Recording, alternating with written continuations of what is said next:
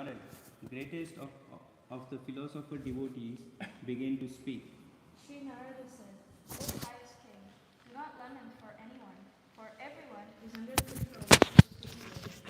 Therefore all living beings and their leaders carry out worship to be well protected. It is He only who brings them together and disperses them.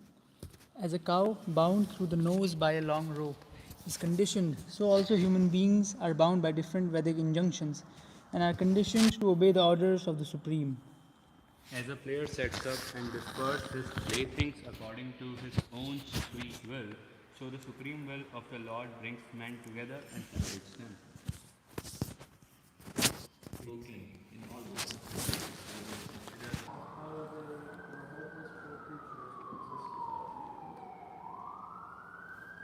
Boys. The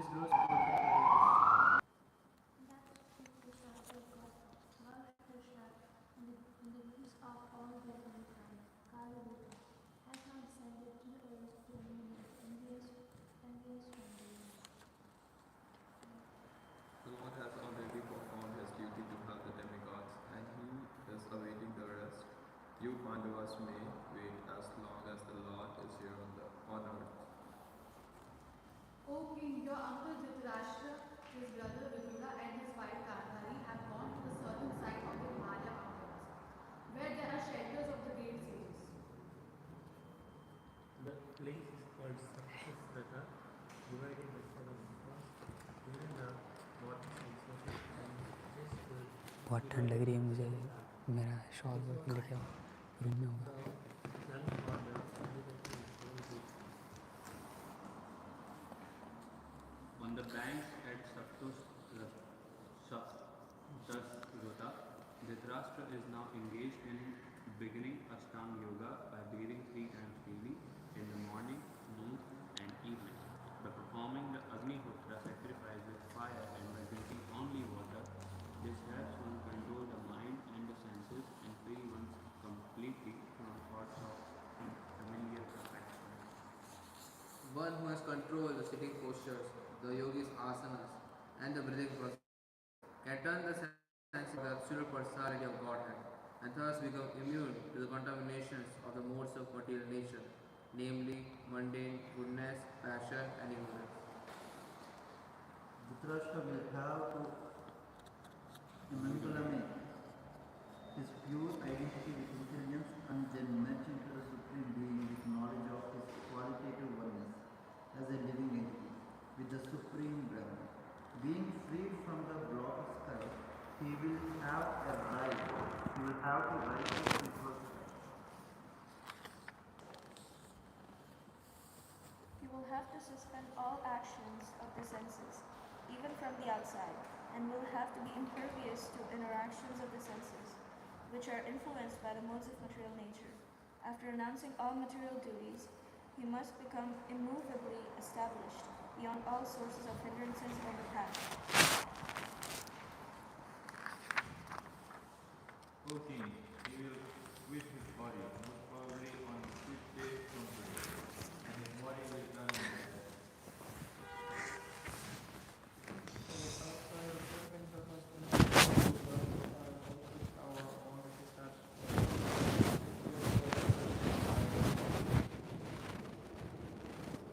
The Buddha being affected with the light and brain will then leave that brain of sleep away. Having spoken thus, the great sage Narad, along with his team, ascended into the outer stage. Yudhishthira kept his instructions in his heart, Very good. Yeah, we read quite a few verses. So we'll go to 43, verse 43. We'll focus on 43. You want something? We still have to recite Sanskrit, Prabhu. Control your enthusiasm.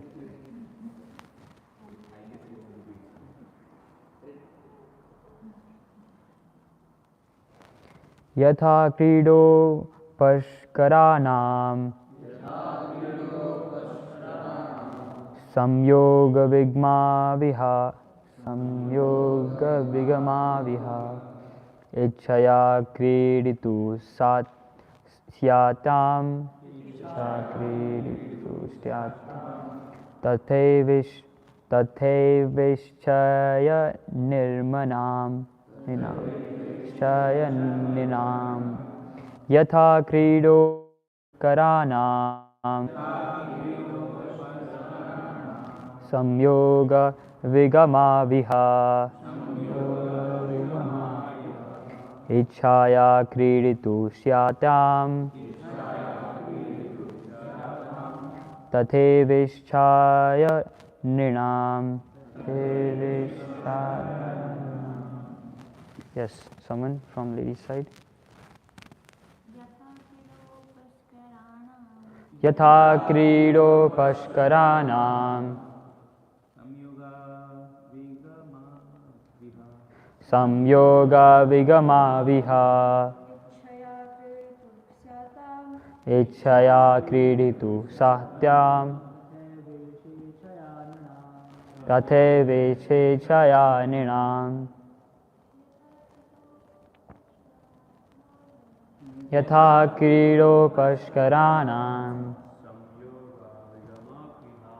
Samyoga Vigama Viha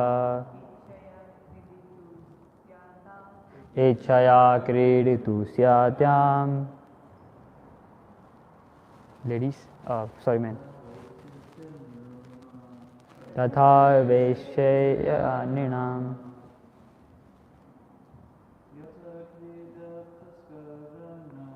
Yatha Krido Pashkaranam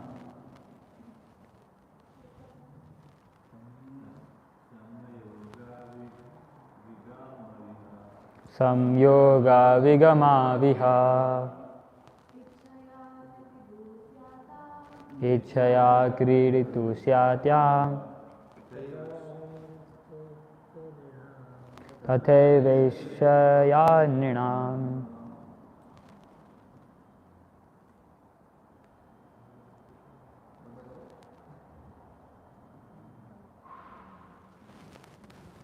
Finish? Everyone done? Okay, boys, continue.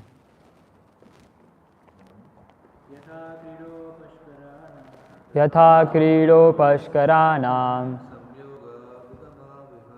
Samyoga Vigama Viha Ichaya Kriditu Syatyam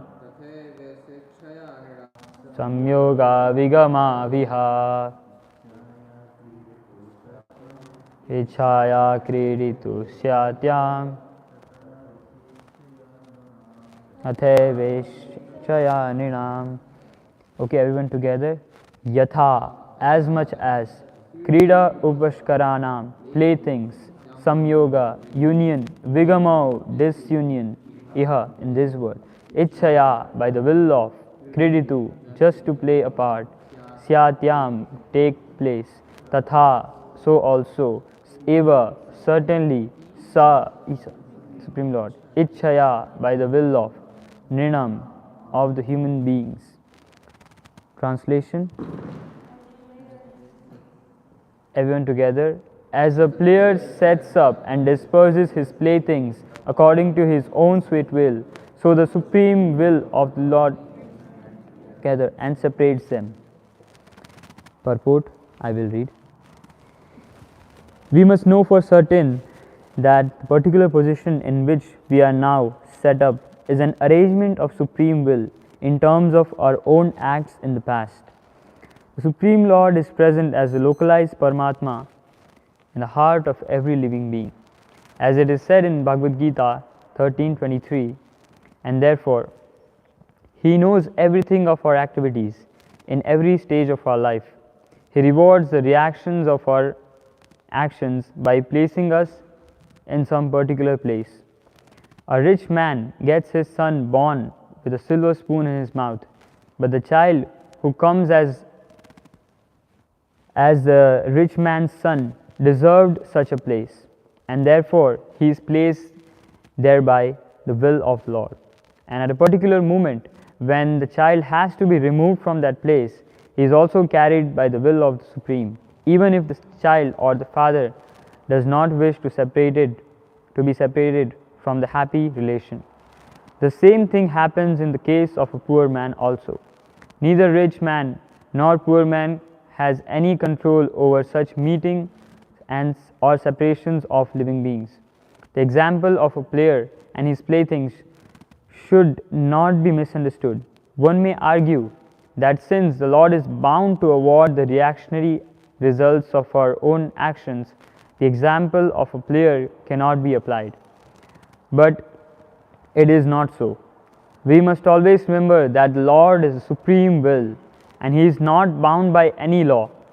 Generally, the law of karma is that one is awarded the results of one's own actions, but in special cases, by the will of the Lord, such resultant actions are changed also.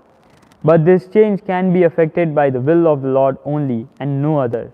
Therefore, the example of player cited in this verse is quite appropriate, for supreme will is absolutely free to do whatever he likes, and because he is all perfect, there is no mistake in any of his actions or reactions.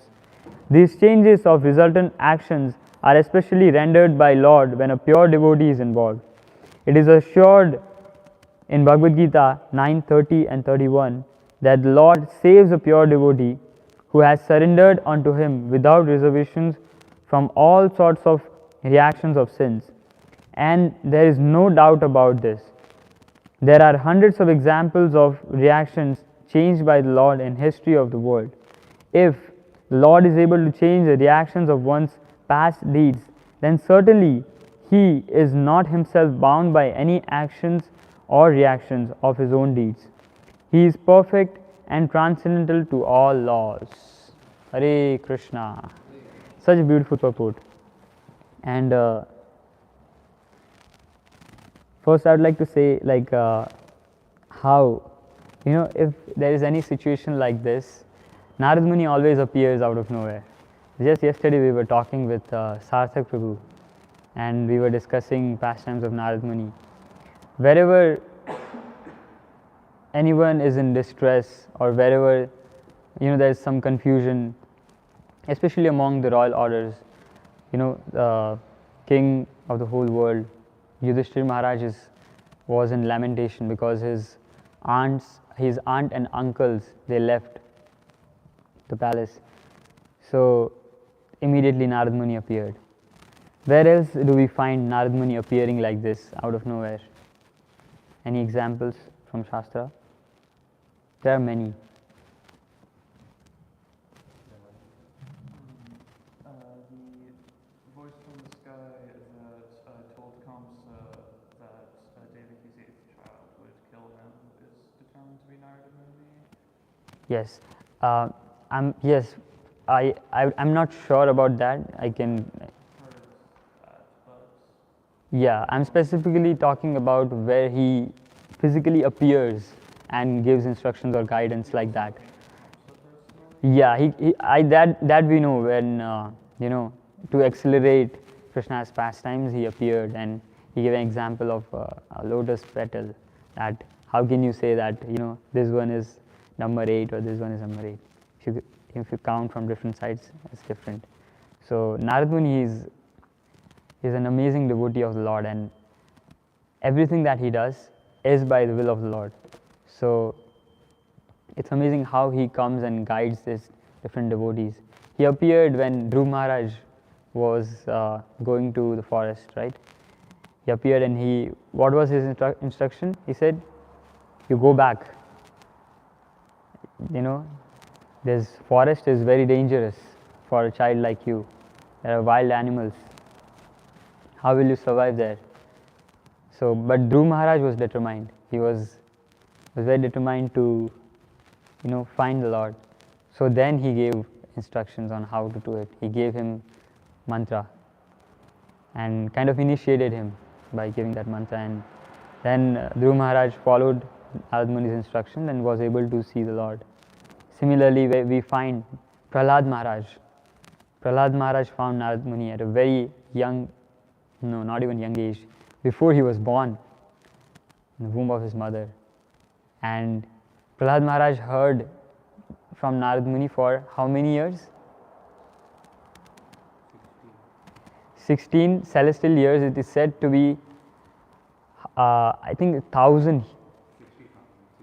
60,000. Yeah, some 1,000 years of a human being. So Prahlad Maharaj heard Srimad Bhagavatam for those many years. So now we have to see like how intensely are we studying Srimad Bhagavatam. You know, it's very important to study Srimad Bhagavatam every day, because we hear many or most of the cases how devotional life started and how they progressed is just by hearing and chanting. And Prabhupada was so kind that he has given us a whole spectrum of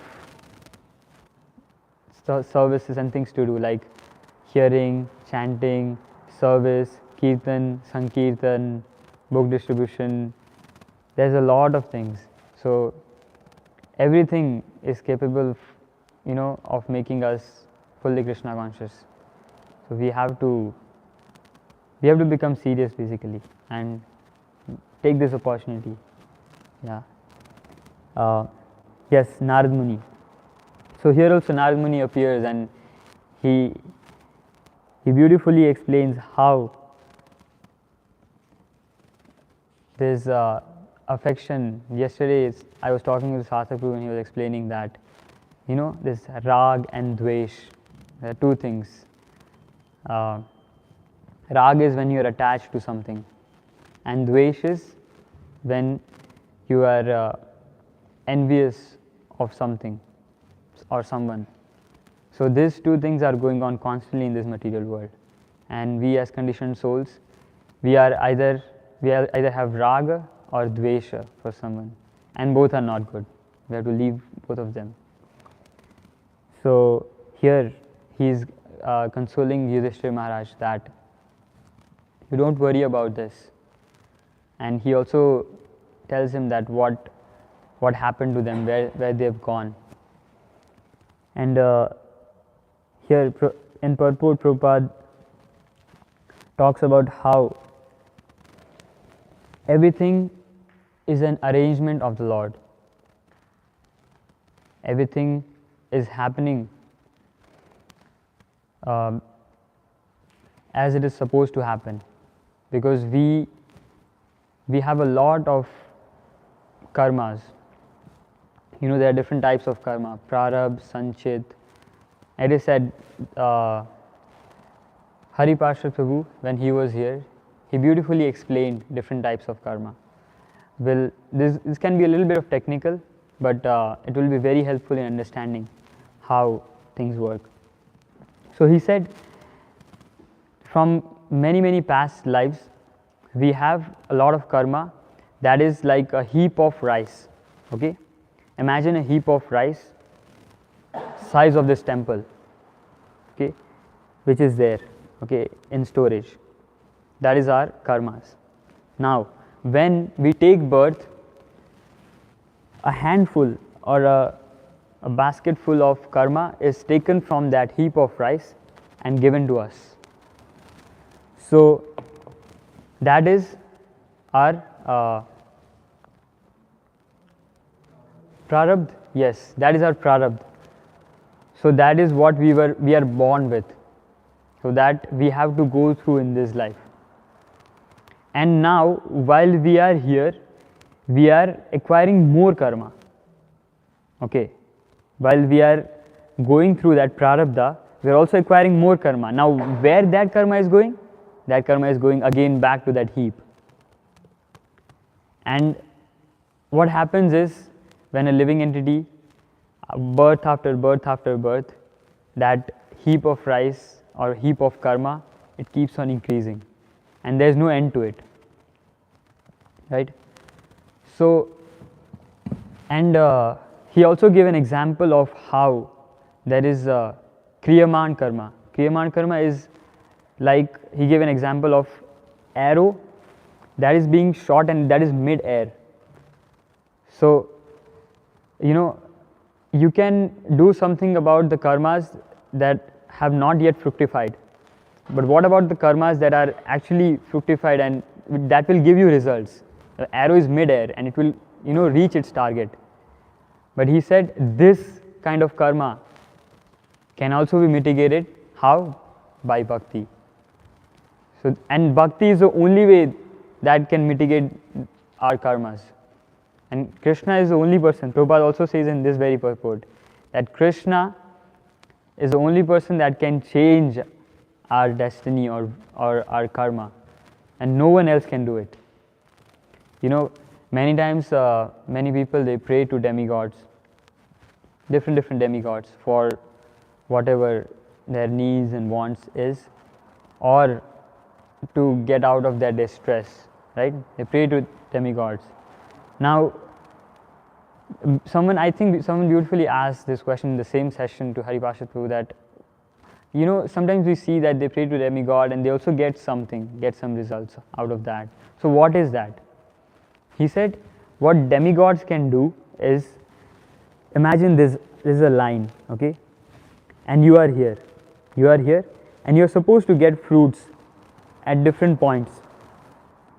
Now, what happens is, there is some gap also in the middle where you're not supposed to get good fruits. So you're praying in that gap. So what demigods can do is take fruits from your future and give it to you now. Okay? Take it from here and give it to you here. So, but what happens is, there's a gap here. Now when you go ahead in your journey, there you'll face that, and with a higher intensity, because that fruits that you were supposed to get is taken out, right? So that makes kind of a hole there. So you'll face it with greater intensity. So that is what they can do. They cannot change it. They can just do some exchanges and give this from here to here. That's all they can do. So it was very beautiful, and I somehow remembered it. So I just want to share that. And the example is given of a player who sets up and disperses his playthings. And Krishna is said to be Swarat, Abhigya and Swarat. Now what is the meaning of Abhigya and Swarat? Swarat means fully independent, and he is feeling at the same time. He can understand that. And Swarat means he is fully independent to do anything and everything. And question may be raised that, okay, if he is capable of doing anything and everything, then why is he not doing it? Right? Why is he not taking away our sufferings? Why is he not making us Krishna conscious? Or why is he not, helping us? Do we have this kind of question sometimes? Or many times? We may have this kind of question that, okay, if Krishna is fully independent, is fully omniscient, he understands everything, and he can actually do everything about it, not something but everything about it, right? So why is he not doing it? The answer is, he is doing it. He is actually doing it. Now how? Why are we in the situation that we are right now? The answer is that we want to be here. We want to be in this situation. And because of that we are here. Now what is Krishna consciousness? What is Krishna consciousness? We are trying to develop this desire of going back to Krishna, and our desire of going back to Krishna only, or loving Krishna. That pure desire we are trying to develop. And when the desire is developed, Krishna will take us back. Unless that, we have a lot of other desires also. And because we have that, we have to stay here. And if we genuinely want help, Krishna is actually more eager to help us than we are to take his help. It is said, if you see pastime of Gajendra, okay, pastime of Gajendra, how eager Krishna was to help him. It is said that he actually took Garuda on his back, and that's how fast he ran to help Gajendra. That my devotee is in distress. But the only thing is that Krishna will not extend his hands until you desire to take that help. We have to. I remember Dintarani Prabhu, once she gave a very beautiful example how sunlight is available to everyone equally, right? Outside we see there is sunlight, but we are not accessing it. Why? Because we are inside a building. If we are inside a building, we cannot complain that why is sun not showering his sunshine on me. We have to go out and take advantage of sunshine. We cannot complain like that. So similarly, we have to, receive, make ourselves capable of receiving that blessing or receiving that mercy that Krishna is showering. All the time he is waiting for us. He is only waiting for us. Like it is said in Bhagavad Gita also that there are two birds, right? Prabhupada is talking about Paramatma. There are two birds sitting on the same branch. One is eating the fruits of his reaction, and one bird is observing him. Now, one bird that is eating, that is us, souls. And the bird that is observing is Paramatma, Super Soul. Now, it is said that Paramatma is waiting for us to turn, that he can help us. But what we are doing? We are busy eating. So that is why we are not getting the help. And just before we move forward, Prabhupada also quotes 9.30 and 31. These are beautiful words if you want to pull up. I think we have a Bhagavad Gita here. Yes. Amazing. So if you want to see 9:30, I'll read the translation.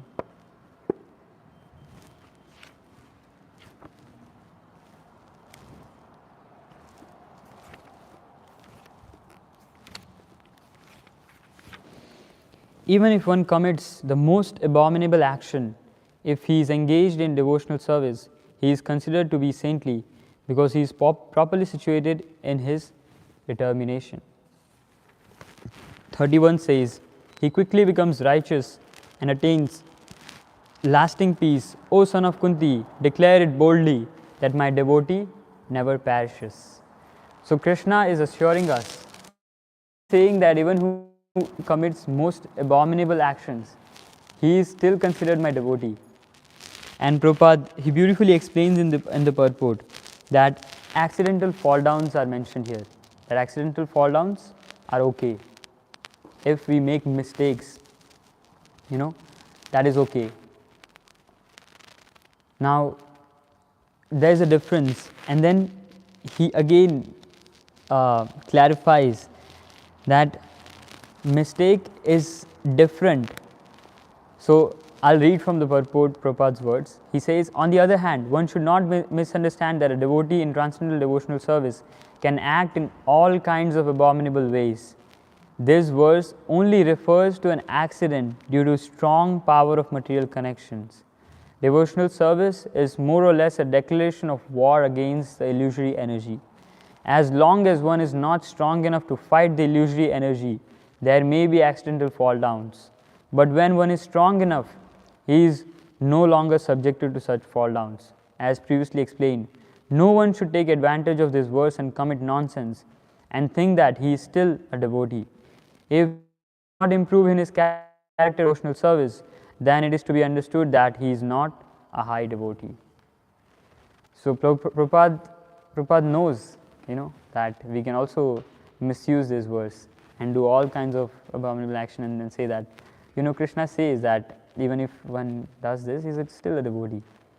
So he clarifies that this is only referring to accidental fall downs. Now, there is difference between accidental and intentional. You do something intentionally, you know that you are doing it, and you know the reactions also, but you still think that Krishna will take care and you anyway do it. So that is what Prabhupada is saying. There is also one of the Namaprads, if anyone remembers. Which one of the Namaprad is this?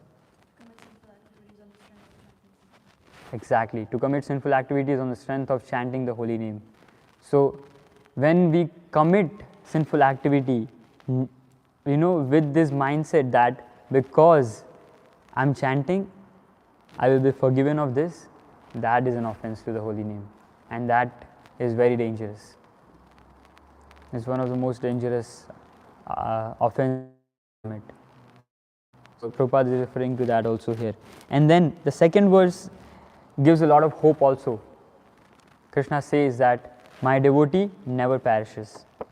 And if Krishna is saying that my devotee never perishes, that means we can be rest assured that if we started our devotional life, if we started our journey, then Krishna will take care of us, unless we are sincere.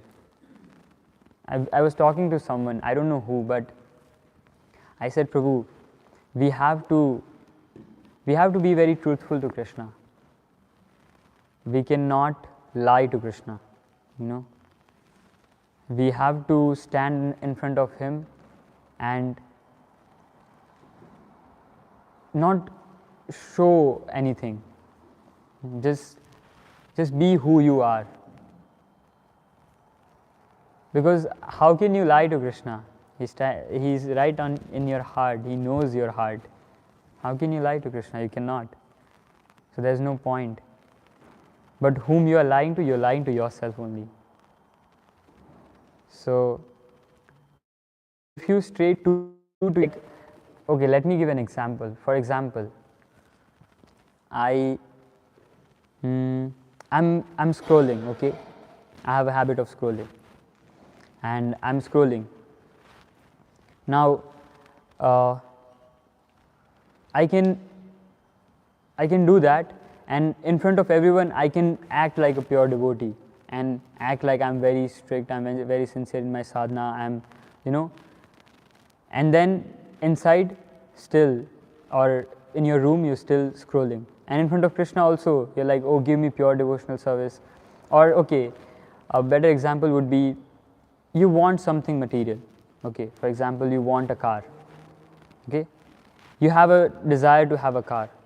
Now, when you're coming in front of Krishna, you're asking that, oh Krishna, please give me pure devotional service. Please give me pure devotional service. Please, let me have some love for you. Now, you're having this desire, but in front of Krishna, you're showing something else. You have to be honest and accept that you have this desire. Krishna, I have this desire. I don't want to act on it. Can you please help me? Maybe I'm not giving accurate examples. Can someone think of anything like us being not honest? With the same example you gave of desiring a car, it could be that you go to Krishna and say, Krishna, I desire to have a car because Oh, yes. it will help me get back and forth the temple. I will use it in your service. Like But that, it's yes. actually not your Krishna. Yes, this is hypocrisy actually, yes. What I said was not, but this is an accurate example where you're hiding your desire in guise of seva. And that can happen many times.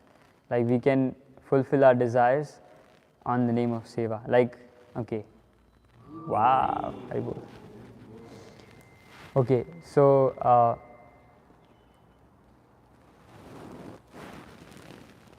I lost chain of my thoughts, but yes. Be honest, right?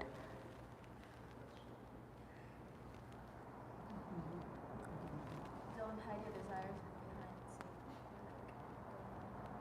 Satan. Yes, this might be a strong example, but sometimes, it's not, okay, we may talking to an opposite gender, or we may spending some time with them in guise of seva, that okay, I want to do this seva, that's why I'm with them, or that's why I'm talking to them. But inside you may know what you are doing. And we see, this is the last thing you want to do, lie to yourself. We know what is there inside, but still outside, or our mind will trick us and say that, oh, we are just doing it for seva. But we have to be very honest to ourselves and to Krishna, because if not, then Krishna will not help you. And why would he help you, if we are not being honest like that? So this is one example. But if we are honest, and if we pray to him that Krishna, please help me, and you still, okay, you be honest and you keep doing the activity also. Inside you know that there's some subtle pleasure that you are getting from that interaction. You still keep doing it, but you pray to Krishna honestly that Krishna, I know I'm getting some subtle pleasure and I'm doing this. Can you please help me? Now this is being honest. Nothing changed. What changed? You accepting it in front of Krishna. You're not hiding it. You're accepting, being honest. And this helps a lot. I can say for myself, I've accepted. At first I've hidden things, and then I've accepted it in front of Krishna. That Krishna, this is who I am, standing in front of you, all naked. Prabhupada says we have to be like that. Devotional life is like that. And talking about will, I want to say one more thing. So, many times there is a question that why do devotees suffer, and why is there distress in devotees' life? I think I'll just go for 2 minutes and then we can have 1 or 2 questions. So, why is there distress in devotees' life, right?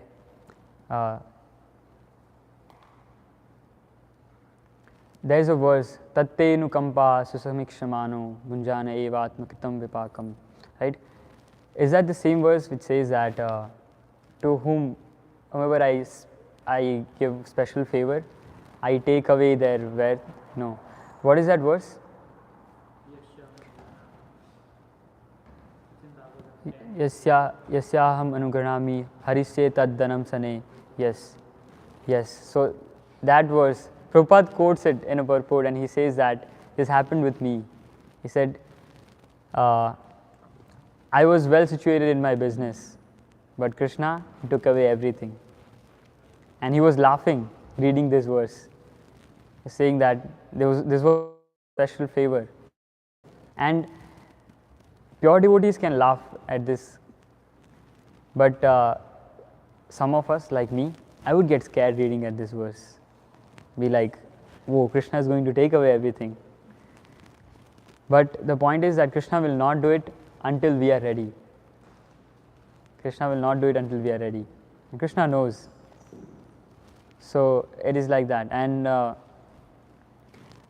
pure devotees, distress, happiness, it doesn't matter for them.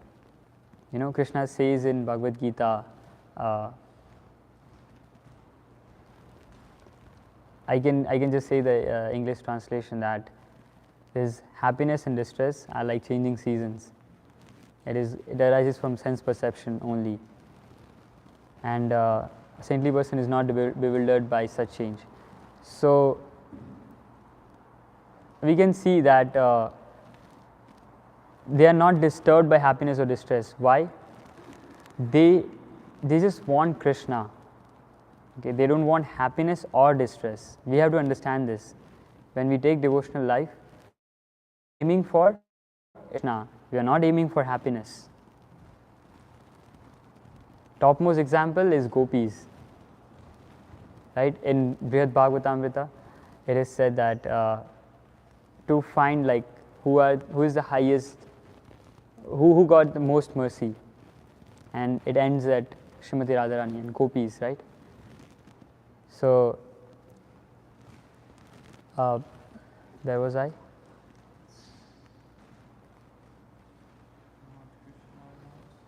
yes, happiness and distress, only Krishna. So they are not concerned about what happens to them, they are only concerned about Krishna. So that is very difficult. If we see prayers of Kunti Maharani, she's asking for calamities, she's asking for distress. Why? Because she says that when there is distress, Krishna is with us. So what they want is Krishna's association. So that is our aim. Okay. So with that, I'd like to stop. Any comments? Yes, Prabhu. You raised your hand? No. Okay.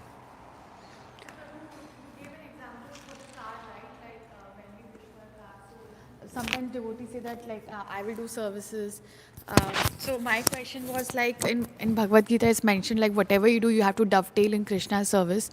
So maybe I mean there's two sides of the coin. Like maybe somebody's genuinely asking for a car because they want to drop like like drop devotees because and like dovetail that.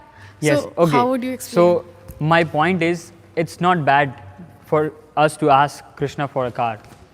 The point is that you're not being honest with Krishna. You be honest, whatever you want. If you want car for yourself, you ask for Krishna.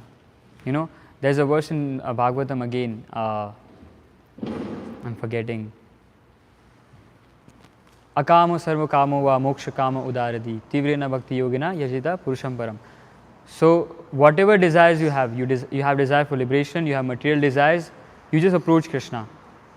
Dhruv Maharaj, what he wanted, was he aiming for pure devotional service? No. He wanted a kingdom bigger than his. What he got in the end, when he was in front of Vishnu, what was his offering as prayers? That I was praying for broken glasses and I got diamond. Right? I'm accurate, right? So when we pray to Krishna, what happens is Krishna will fulfill that desire in a way that desire will go away. So that is what we are doing. So that's why it's important for us to approach Krishna only. If we approach Krishna, then that desire will be purified. And then we'll be wanting to use that, whatever it is, for Krishna's service. And Krishna says in Bhagavad Gita, Yad karosi yad snasi yad josi dadasi yad tapasyasi tu kanteya tad kurusva madarpanam. Whatever you do it as an offering to me. So you can do that, yes. But be honest. Very, very honest. I have a question that, you mentioned that there might be sometimes hidden desires. Because sometimes we are not also aware in a way that, we think that that's okay to do. Or, it's like our right to do it, maybe in some actions. Because we feel like we are Krishna's child, right? He will forgive us in whatever we do. So we do it anyways. So how should we draw a line that, okay, this is not right and this is acceptable? If I'm clear in my question. So if I'm understanding it correctly, is that you're saying sometimes we may not know that we are doing this, hidden desires, and we may understand, we may believe that okay, Krishna will anyway forgive us, so we anyway do it. So one is, as devotees, we have to be introspective and also have company, have devotees who can be dead honest with you. Like they can tell you on face, Prabhu, this is wrong. Prabhu, you're going off track here. So then you'll get to know that okay, this is I need to drop, this is where I need to stop. And other thing is, yes, Krishna will forgive, but one thing is, why don't we? So another thing is that is Krishna's greatness, that he will forgive. But what is our part? How are we being a good devotee? our point should be, okay, Krishna will forgive, but I will not do such actions only that Krishna has to forgive. Why do you have to, test that? Even if we cannot help ourselves, that's a different thing. But if we know that, okay, this activity is not good, but I'll do it. Why? Because Krishna will forgive. Why? Because he's so great. Example can be, there is a son and there is a very rich father. Okay. Now, the son will do bad things knowing that my father will take care of me. And there's one more son who will not do same actions knowing that father is so kind, he will forgive me, but I don't want to trouble him. So it's like that. We have to see, like sometimes devotees say that, oh, Krishna is so kind, he will accept whatever, or he will purify me. But why don't we take this initiative of getting purified ourselves? Why don't we try? Why do we have to put a lot of burden on Krishna? Why don't we make efforts? So that is a difference. I don't know if it helps you. Just some thoughts. Someone else had a hand? Nitai Prabhu? Talk about honesty reminded me a lot of that one verse in Bhagavad Gita that says that one who makes a show of yoga but is internally meditating on the objects of desire is the greatest pretender.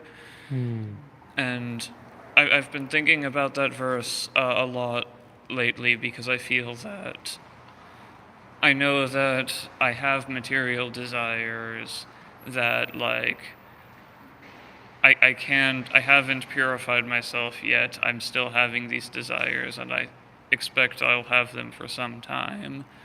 But then it's hard to know, like, how open should I be? Because especially living here in the temple, I'm acting outwardly as a devotee. I am, doing all of these actions to try and be a devotee and be a yogi, but still inwardly I'm thinking about material things that I want, and it makes me wonder, like, how open should I be? How should I, what would it look like to act in a way that I'm being honest and not acting as a pretender? So, praying is very important. So, when we pray to Krishna, then we be very, very honest with Krishna. We don't pretend then. We may not be very comfortable sharing it with others, but we can still share it with Krishna. We can write a prayer in our book. We can just stand in front of Krishna, Gopinath, and tell him the truth. That we can do. And when we do that, Krishna will help. Krishna will help us for sure, 100%. So that's why we have to be honest with Krishna. And also, it's very beneficial. Many of us can attest to this. We can be very honest to Krishna's devotees also, because they can help us. They can help us. Sometimes many of us, we do this mistake of not being honest to Krishna's devotees. We may feel scared that, okay, if I be honest, then how will they see me? They'll judge me. I had this fear. So someone asked, like, how can I trust someone? How can I trust someone to reveal my heart? And then someone said, I don't know the speaker. They said, you reveal a little bit and then see what they do with it. And then you reveal a little bit more and see how they do with it. So it's a process, and you build some trust, and then you can share your heart. So like that. I feel like everyone should have equal devotees with whom they can share their heart, and someone higher with whom they can share their heart. Someone who's more experienced, advanced than them. Yeah, it helps. Just want to say that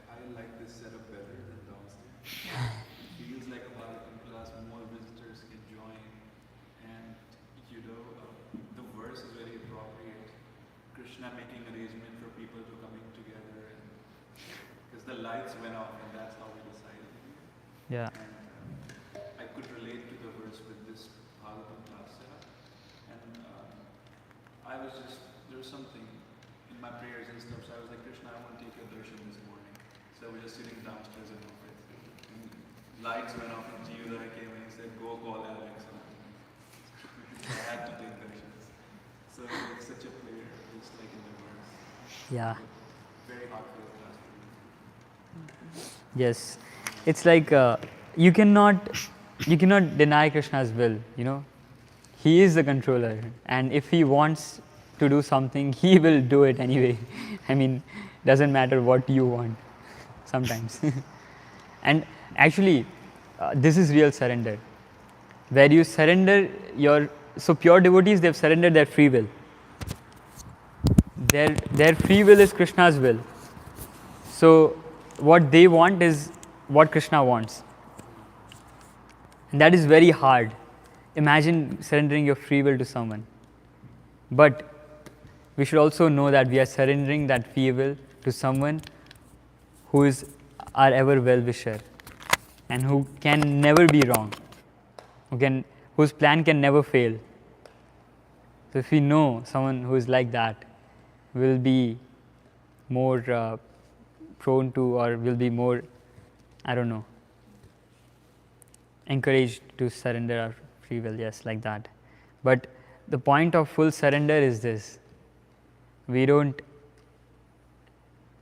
only thing that we want is to serve them in different ways, but it's nothing for us.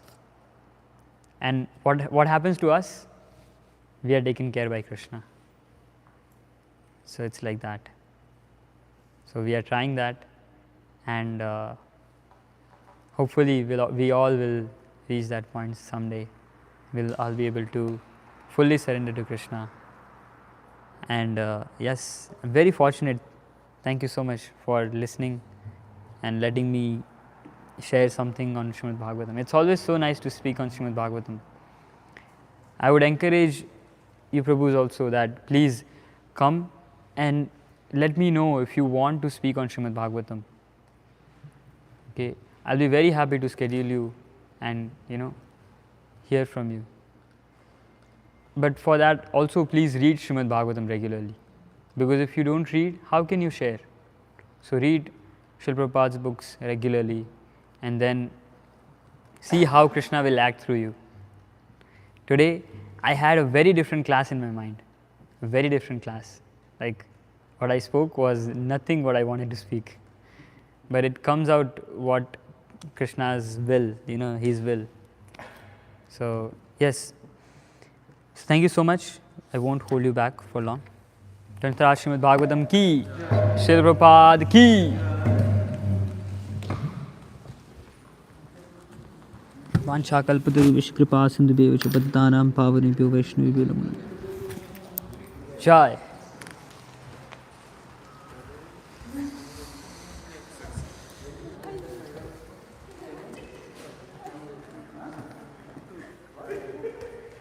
wanted to ask you something.